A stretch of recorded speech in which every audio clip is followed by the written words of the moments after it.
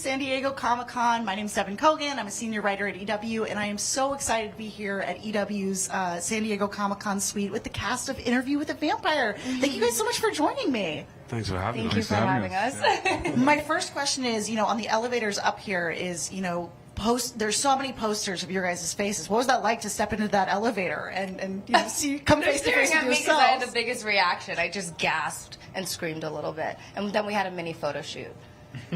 It's very intense. Yeah. I kept thinking about, like, what if you were quite drunk and you're trying to get to your room and then you're in a coffin and we're just like looking at you. And you're in this is the final bit of your journey. And then it's not your eyes either. So it's like, are you staring at me or not? Yeah. Quite wild. It's definitely like it packs a punch. It's been awesome. But I'm so excited to talk to you guys about the show. This is such an iconic story. Whether people know the Anne Rice book or the film. What was it that excited you guys most about kind of telling a new version of this story? Well, I mean, I have to say I'm a huge fan of the books and always have been. So when I heard it was being made, I really, really hoped that I had the opportunity to get to be in it or audition for it. And then reading Roland's script, which is such a beautiful adaptation of such an extraordinary piece of literature, it is a really, really exciting thing to be a part of. So I hope the fans of the book are really excited, because we really do serve the story, the original story, and we get to bring in more elements because we're looking at all of the books. So it's a very exciting sort of undertaking, really. Yeah, do you feel a sense of pressure, taking on such a story that is so beloved by so many people? Massively, yeah. Huge amounts of pressure. Huge. The script is so strong that we just knew that this was gold, right? From the get. I mean, the respect is in the writing and what a terrific job that Roland did with it. Yeah, it's really exciting. I remember reading the scripts and my eyes were glued to the page, and you just want to read the whole thing as fast as you can. And we really created this world in the essence of Anne Rice. That makes total sense. So yeah, you talked about reading the scripts for the first time. For you guys, what was your reaction? What stood out to you the most when you sort of really started to dive into the story? I feel like it very much in the spirit of Anne Rice. There's just something achingly human about it, and it's kind of, I know it sounds like a bit of a cliche, but it's kind of like looking in a mirror. You're seeing things that you almost wish people didn't know about you or hadn't observed about you. And again, it's how I felt reading the books. Like these monsters are so us, Yeah, and extremely relatable. Yeah, and it's quite confronting. Well, it's relatable in the sense of we have the theme of family and the theme of love. Yeah. So many people will be able to connect to it, and then we have action-packed blood, fangs, different colored eyes as well. Well, passion is the essence of it, the blood passion and the heat of it, and it just powers everything.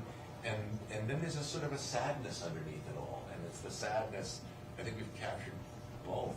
Yeah. The melancholy that's part of Anne Rice, and the nostalgia, all of that. For sure, there's something so universal about it. And I'm curious. You mentioned the fangs and some of the contact lenses. Tell me a little bit about putting that on for the first time. If you ever wanted to know what it feels like to be a vampire, then wearing those contacts in particular. We're going to swap out your mic really quick. Eric. Something was up. I mean, they've been doing some kind of thing in the background here for the last 2 Eric minutes. is the interviewer. I was going to say, yeah. I'm so loud, it doesn't make a difference. Okay. But it's, Continue. It was really, for me in particular, it was amazing because I'm talking about memories. And when you wear those contacts, everything feels like a dream. Everything has this kind of glow around it. A fog, a memory fog. A memory. Yeah. But in terms of fangs, as a kid, I had a little pair of fangs that I used to go everywhere with. And so when we had them made, and you had, these things molded to your teeth, and we went through, stages and stages of different types of fangs that would be sent to my house, and I would try them and take a photograph and send them back. It was literally living like a childhood dream, and I still have them.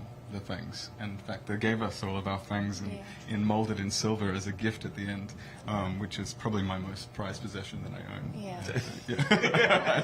I adore them. I adore them. So you guys are all set for Halloween. You got the fangs ready to go. You know, just when kids come trick or treating, you're like, oh, let me pull out my custom made fangs that are just for me. Not just Halloween, like, you know, dinner parties. Yeah, you know, just like, casually on the streets. Yeah, I go to sleep in them. I I'm love hoping it. to get my fangs if we get to the next season. There's possibility for me. It's a dream. It's a dream that I aspire to. You're gonna join the club. Yeah. Well, you know, it was the day before they called me for this. I was thinking, there's one last thing I've never done. I want to be a vampire. And the next day I got the call for this, which was kind of weird. Wow. That is weird. Isn't it weird? Isn't it weird? I love that. So it has No, to I do. happen. That's it. It has to happen. Come Yeah. to us. Definitely. Yeah. For sure. And I wanted great. to talk a little bit about the production design for this show. It is so lavish and beautiful, and the costumes. Tell me a little bit about the first time you guys stepped on set. What was it like to sort of walk into that world? It's quite overwhelming Yeah. at first. Actually, There's so much to say. Yeah. Yeah. I sort of collapsed when we walked on set for the first time because I was just so overwhelmed by what they had built. It's extraordinary. For me, growing up in Brooklyn, I've always been obsessed with townhouses. And where we live, the vampires live, is in a townhouse. And there was not one detail that was missed. Everywhere you look, it really created this world, which as actors made it easy for us to live in this space. And sometimes, you know, when you shoot, we've all shot lots of stuff. Either you're on a real location, or you're in a place that's really fake feeling. It's like a couple of walls, and you know you're not in the. But their houses, it's like you walk around in there. Yeah. It's creepy-ish. Anyway, and then my place, which I don't think anybody even knows about yet, but the Dubai stuff is. I mean, I was there while they were building it out. Like they're actually building a whole building here for The this, Dubai for these stage scenes. was huge. Yeah, we it's- snuck onto it, and it was just, it felt like you were actually in a Dubai apartment. They built a penthouse. Yeah. Yeah. And gorgeous. Yeah, they also built 3 streets of New Orleans Yes, yeah, in the right. back lot. So it was this extraordinary, which we used to go in breaks. We'd go and climbing the back of the back lot and climbing up and going to every single balcony and going, should we go to the next one? Do we have time? And, it's just extraordinary. 3-story buildings. It was just mind blowing. It was a mind blowing experience. It feels like you're really in New Orleans, just like walking through and just, Yeah, we were in exploring. New We were Orleans also as well. filming in New Orleans. Yeah. Right. So any of the on-location stuff that you see in the show was actually in New Orleans. There's even a pharmacy that is one of the oldest pharmacies in the U.S. that we filmed in, which was quite wild. Yeah. And Jackson Square, we filmed in Jackson Yeah. Square, and it was. We got to film in Jackson Square multiple times. A lot. It's insane. It's so And then the house is filled with all kinds of creepy stuff, chains that you pull and things turn around and coffins. yeah. And the coffins you just go there, for me, to just sit there and look at those coffins, it's really, really And they're real creepy. coffins too. Yeah. When you see it, they're real coffins. I had the most comfortable one. Jacob would actually would go into mine, and he's like, "Wow, this is really nice." You had a You're like silent coffin. yeah. Mine is beautiful. It's my favorite aesthetic coffin, but it just wasn't very comfortable. You at don't all. want a pink coffin? No, I like mine. Mine's it's kind of like a fridge. It is. Not to be reductive. Modern Art Deco coffin. Yeah. Yeah. And then as far as beautiful, I mean, Mara is like the greatest designer ever and art director. I don't know what the right term is, but when you're shooting, you're sitting there, you're looking at the environment you're in, and you get kind of pulled into it because there's so much to look at, and you're Yeah. like, wow, they thought of everything, all these little details and stuff. It's really, really nice. It really gave us the ability to play. And Claudia being such a loud, powerful character that feels so many emotions, I really got to sit in her room and play with everything in it.